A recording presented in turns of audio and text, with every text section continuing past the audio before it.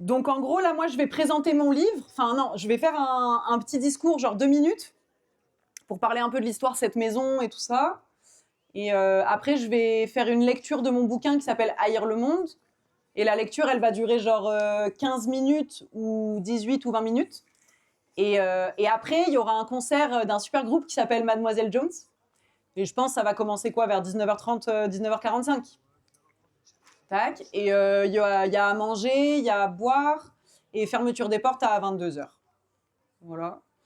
C'est ça un peu le prog. Cette maison, c'est la maison où ma maman, dont c'est l'anniversaire aujourd'hui. Big up Sadia Benbadi, ça. C'est la maison dans laquelle ma maman a grandi. Du coup, je suis très émue à plusieurs titres parce que c'est une maison dans laquelle j'ai beaucoup traîné moi aussi. Enfin, j'ai un peu grandi ici aussi puisque mes parents habitaient la maison juste à côté. Et je faisais tout le temps un peu la navette entre chez mes parents, chez mes grands-parents ici. Et voilà, c'est une maison qui a abrité du coup une vie de famille, je sais pas comment on peut dire quoi, avec du mélange. Ma grand-mère, c'était une juive immigrée de Hongrie. Et mon grand-père, c'était un musulman algérien immigré aussi. Et voilà, ils ont vécu ici quoi, une 50aine d'années. Et voilà, et avec des potes, pendant le Covid, on a vécu là aussi à plusieurs. Du coup, il y a plein de souvenirs qui se mélangent aussi de la période post-confinement. Qu'est-ce qu'on fait? Il faut trouver des solutions et tout. Donc, on a vécu en collectif ici. C'était folklore. Donc, voilà, une maison chargée d'histoire et qui est devenue maintenant le tiers-lieu que vous connaissez. Donc voilà, je suis très émue pour ça. Donc ce livre-là que je vous présente aujourd'hui, c'est un objet que je suis encore en train d'apprendre à commenter, à connaître. Enfin, je rencontre encore mon bouquin, quoi. Il est sorti le 4 avril. J'ai fini de l'écrire, du coup, un mois avant, quoi, fin février. Et je suis encore en train de capter un peu ce que c'est que ce livre et qu'est-ce que je raconte là-dedans, qu'est-ce que ça me permet de faire et tout. Et je me suis rendu compte, en fait, en préparant ce discours, que c'est peut-être un manifeste écologiste, en fait, ce bouquin. C'est une grande surprise pour moi, parce que je ne pensais pas que ce serait ça.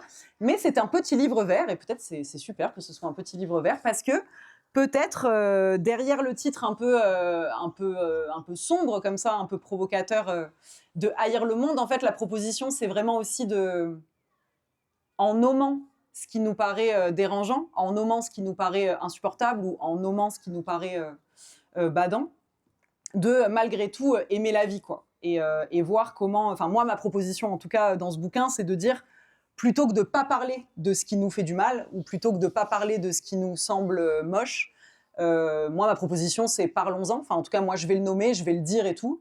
Et quitte à péter un peu l'ambiance, on verra si après ça nous permet d'être un peu plus présent, quoi, et d'arriver à faire des choses quoi avec entrain et avec sincérité. Du coup, bon, c'est un livre qui n'est pas forcément toujours très très drôle, mais dans lequel j'essaye de quand même proposer, je sais pas, un certain panache, quoi.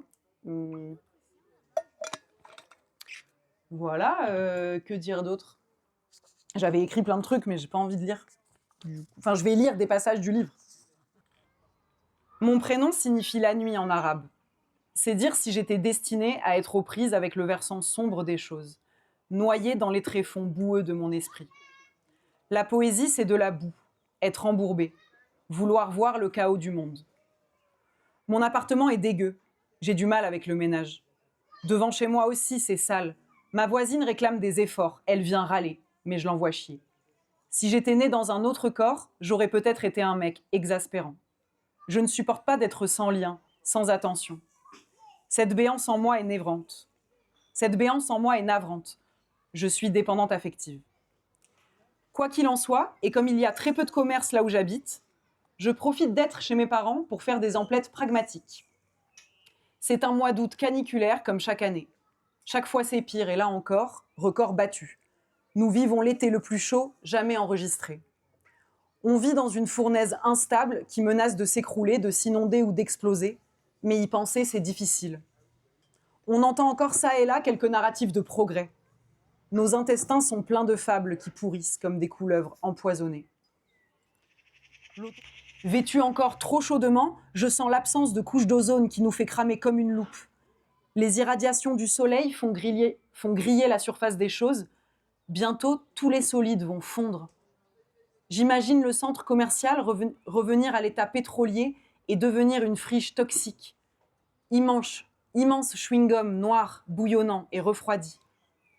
Avant-hier, nous vivions encore la journée la plus chaude jamais enregistrée. J'en ai marre de vivre dans un monde qui enregistre ses nuisances. Le futur ne m'inspire pas follement. J'arrive sur le quai de la gare. Des écrans jonchent le sol, captent l'attention, rappellent à l'ordre. J'attends le train qui m'amènera 3 heures trop tard à un repas déjà fini. Je me sens naze.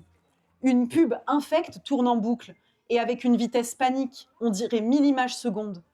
Un mec musclé au crâne blanchâtre avec un air néo-nazi arbore un rasoir électrique. Ça switch. Un couple hétéro mort de rire nous invite à l'épargne bancaire. Ça reswitch. Une grosse bagnole avec cette phrase « Toutes les routes mènent à Nice ». J'en ai bien peur. J'ai la migraine. Mon train arrive. Ce slogan alimente le monde. Oui, c'est trop tard. Toutes les routes mènent à Nice. J'imagine un enfer poli où notre impuissance politique serait si complète que chacune garderait ses idées et ses opinions secrètes. On cherche souvent à nous faire croire qu'être dans le contre, dans le non, dans l'opposition, c'est moche, stupide et inutile. Je pense précisément le contraire. Le monde m'est insupportable, je le ressens comme un adversaire, refuser ce qui nous maltraite et nous détruit. Injecter de l'intensité dans chaque instant de l'existence. Tenir dans un ressentiment qui nous rende capables d'agir. Bon, c'est vrai que haïr le monde en tant que tel, c'est pas le meilleur carburant. C'est une détestation vorace qui se transforme en allergie, en répugnance. Besoin de détruire quelque chose, de faire dérailler quelque chose. C'est un opium sombre et déviant que seule l'énergie politique, spirituelle et amicale peut transformer en forme de joie. Je veux de la mauvaise humeur qui parvienne à être énergique, pure énergie. Je veux que ça gicle, on doit pouvoir être pessimiste avec panache. Je parle du dispositif mort et de l'architecture du monde. Je parle du cadavre métallique qui nous sert de scénographie. Je parle de l'uniforme, de la matière morte et domptée, toute cette laideur instituée. La mort industrialisée, port d'armes afin de dominer, interdiction de résister, permis de tuer, toutes les luttes ridiculisées, division des communautés, mensonges, meurtres, anesthésie, iniquité, amnésie, lâcheté, peur, pouvoir.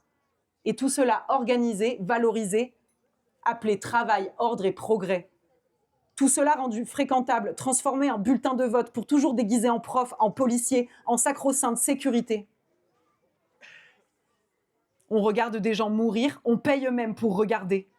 Je suis vivante et le monde est mort, je suis vivante et le monde est mort, je suis vivante et le monde est mort. Désir, déprime, larmes de joie. Tout se mélange et j'aime bien ça. Finalement, plus le monde est glauque et plus j'ai besoin que tu m'aimes, plus il est moche et plus on veut désespérément la beauté. Beauté le cul de la beauté. Je suis la vie, le monde est mort. Je suis vivante et le monde est mort. Je suis vivante et le monde est mort. J'ai tellement peur. Aime-moi, pitié, je t'en supplie. Adore-moi, attrape-moi. Laisse-moi t'engloutir tout à fait. Finalement, plus le monde est glauque et plus j'ai besoin d'être aimée.